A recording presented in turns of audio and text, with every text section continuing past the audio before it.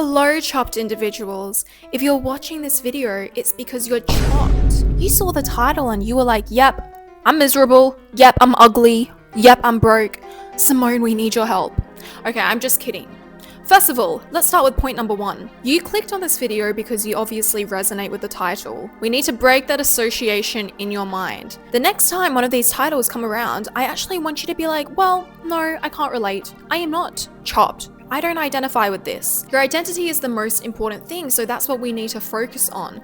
If you continuously tell yourself that I am chopped, I'm going to be broke always, I'm ugly. Maybe your parents, they told you growing up you're fat, no one will love you, you have a big nose, and it sticks with you, especially in your childhood. You can be the most beautiful person, but growing up, everyone told you you were ugly. Suddenly, when you're older, everyone's like, wow, you know you're really pretty, but still, you feel like you're ugly. That is really difficult to change.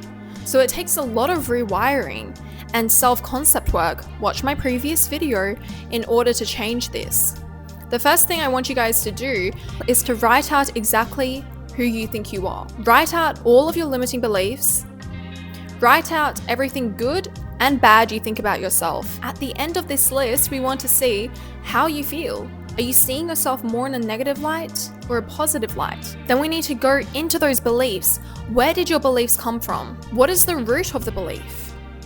What do these other beliefs connect to? So once you've done this list, we need to start breaking down how you want to see yourself after. And I know I'm laying it out, making it seem like it's very easy, but it is challenging work. You just need to start to take the first step into understanding yourself and rewiring this mentally. And if you just do this for 30 days, guys, you're going to see by the end how different you feel. In fact, drum roll, the December challenge is coming. We're only limited to 1,000 spots, and I feel like it's going to go within 30 minutes of launching this, and it is launching this video. Call it the Rebirth challenge, and it's essentially a 30-day challenge, 30 videos, 1 per day, which is going to entirely help you shed the old you and to create a new you. It's using the mind formula, which is essentially step 1. We need to rewire the mind through psychology, through NLP, through taking you into your past, your traumas, your beliefs. We rewire that too. It can't be without going into the somatics, bodywork, fascia, releasing that trauma in us.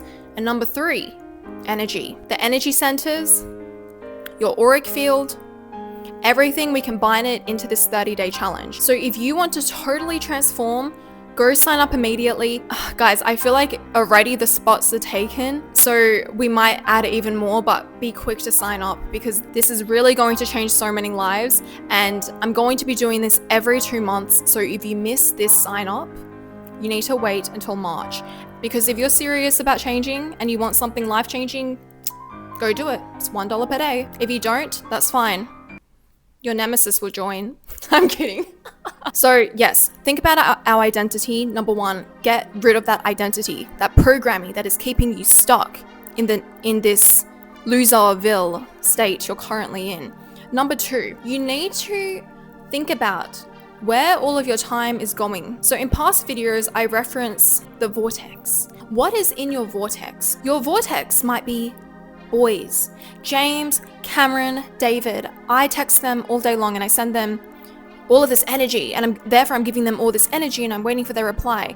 My vortex also includes TikTok. I'm addicted to doom scrolling. My vortex includes anything that's important, cooking videos. I spend time on that. Reading, positive and negative. You need to figure out where all of your energy is going. Now think about your goals. Is there alignment? How much of the things in your vortex is occupying your time, yet it's completely irrelevant to your goals? And I find it helps so much when you visually draw this diagram out because you can physically see where you are going wrong. I mean, everyone has 24 hours. It really can seem like we have no time. We're telling everyone we're busy, it's part of our identity. It makes us feel like we're doing something productive, yet you have time. And I promise when you start to manage your time and realize where it's going, and you find that alignment, you have so much time that frees up, you feel less anxious and you feel more in control. Step 3. I want you guys to only focus on high ROI activities. So go watch my Game of Life video.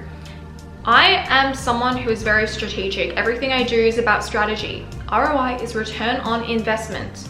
Some people get mad about this when I say it in other videos. I'll be like, okay, would you rather do a course on, on painting? Or would you rather do a course on something which is going to make you rich?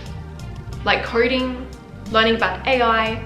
These are two skills that you can really hone in this era and make a lot of money. And people are getting mad because they're like, oh, it's very important to have hobbies and to like not ignore your passions. Darling, let's have a little bit of intelligence. That's not what I'm saying.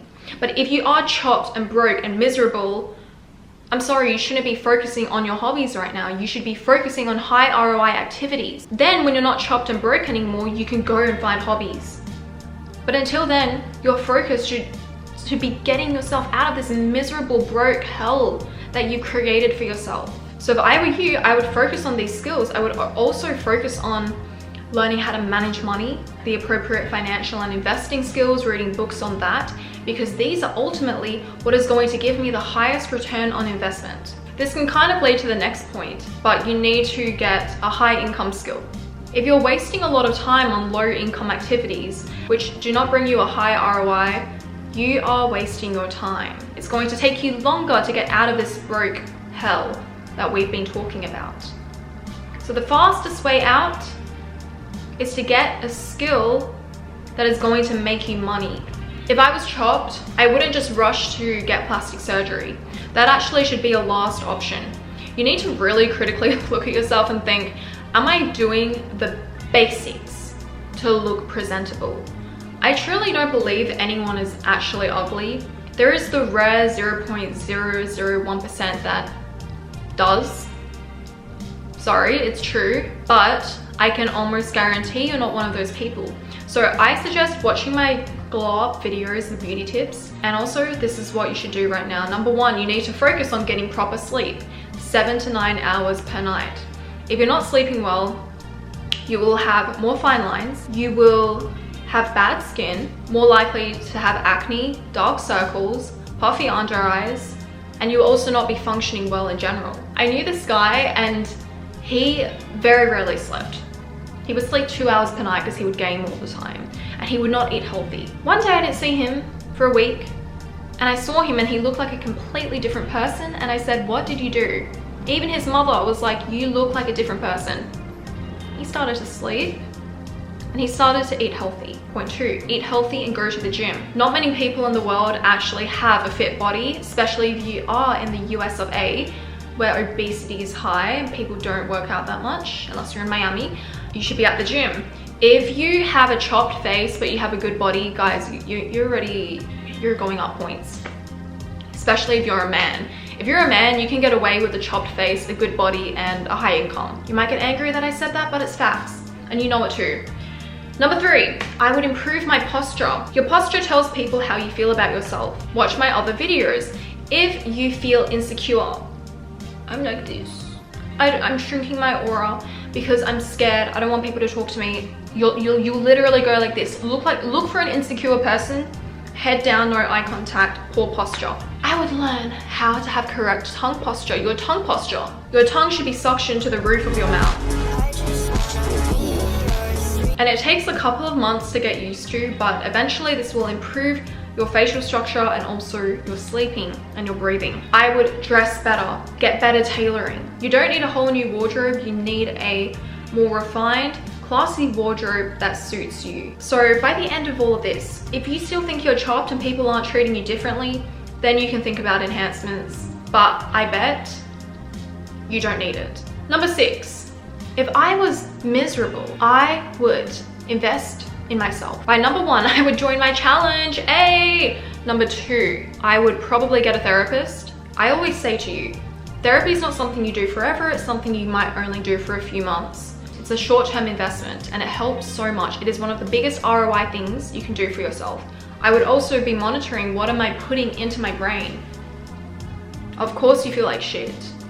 You scroll on your phone, you watch all these people having better lives than you.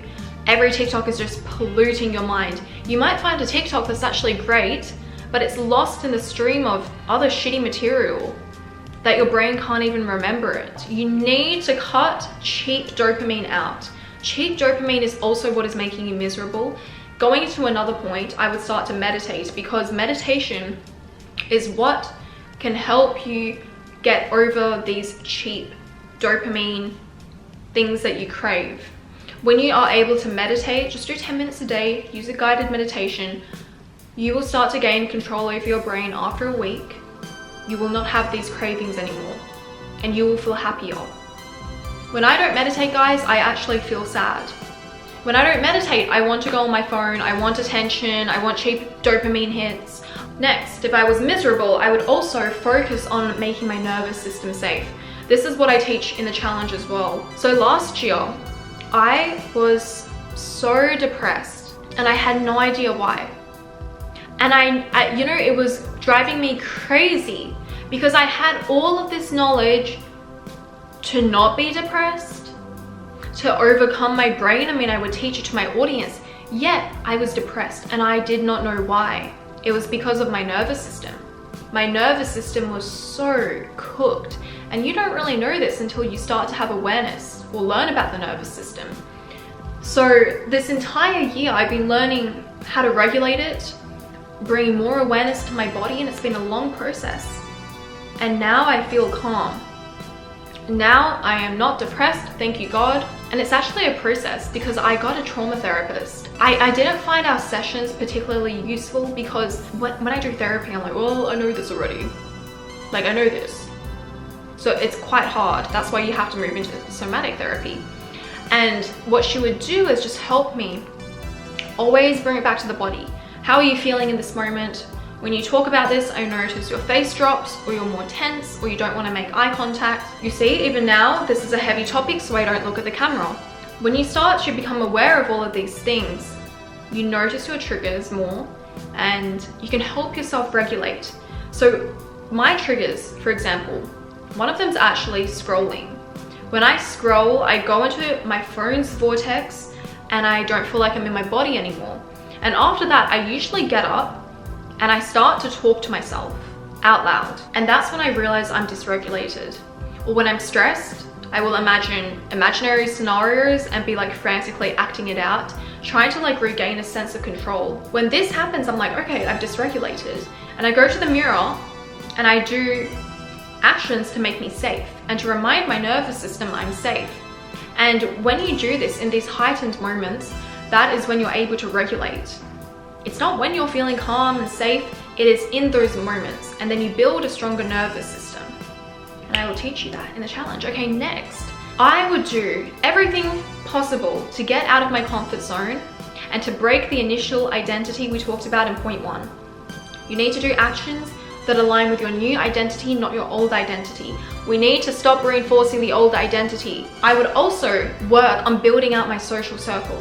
I would join social clubs, I would say yes to more things, because the fastest way to also break your existing identity is to find friends who have an identity that you want to embody.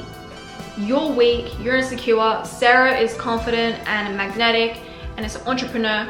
Now, I'm not saying go leech off of Sarah, I'm saying you are the sum of the people you surround yourself with. So maybe you need to distance your bummy friends who are holding you back and find new people. Do things out of your comfort zone. Just one thing per week, guys, because this will build you up so much. Huge ROI. Okay, thank you guys for watching this video. I hope you enjoyed it, and go sign up to the challenge ASAP. Like, pause this video and go sign up. And I would love to have you a part of my community, a part of this challenge, and I will see you next video, guys. Ich liebe dich. Tschüss.